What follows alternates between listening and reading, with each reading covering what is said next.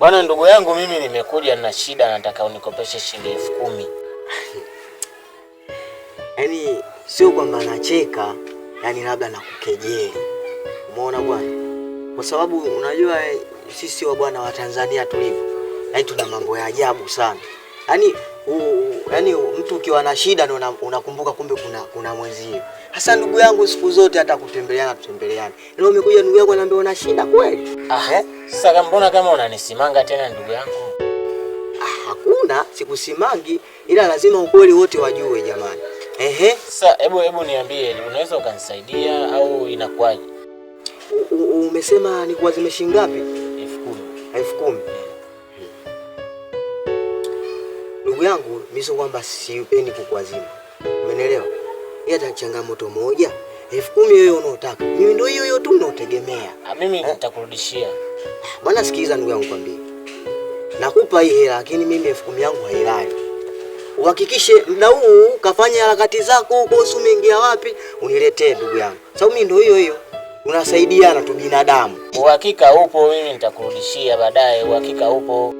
Basi haina shida. Umeiona bwana hii hela? Salama jirani. Salama bwana. Mambo vipi? Safi kabisa. Safi. Halo, karibu bwana. Karibu sana bwana. Sumeona bwana.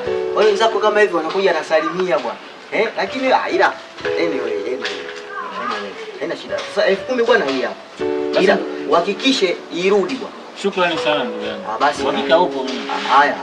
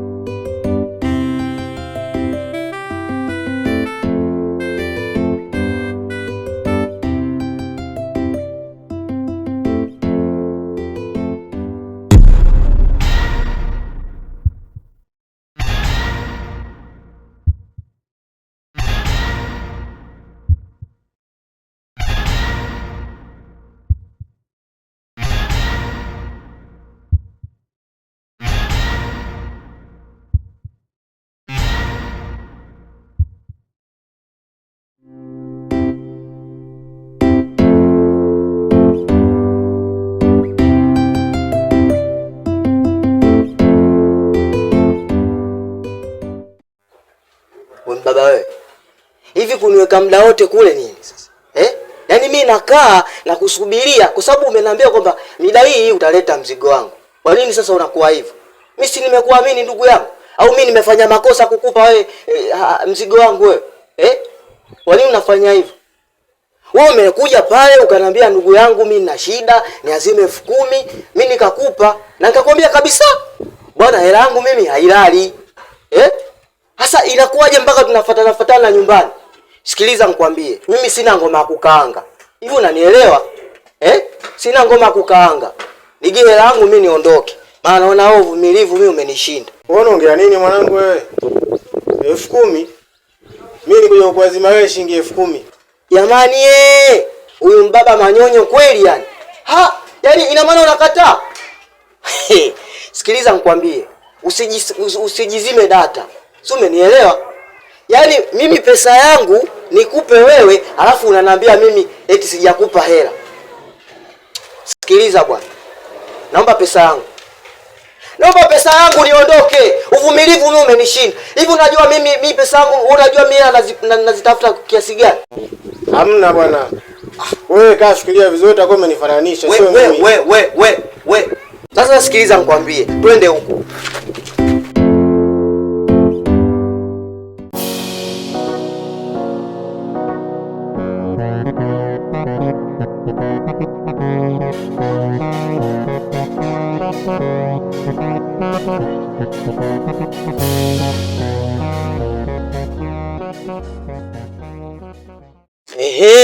Wasikia mbaba wewe? Waza nashukuru tumekutana hapa. Maana wewe mguu ulikuwa kwako. Huyu bwana atakunizulumu pesa yangu. Umeelewa bwana? Yaani kaja mwenyewe nyumbani kwa shida zake. Niazime pesa. Mwenyewe si ulikuwa hapo ndugu yangu?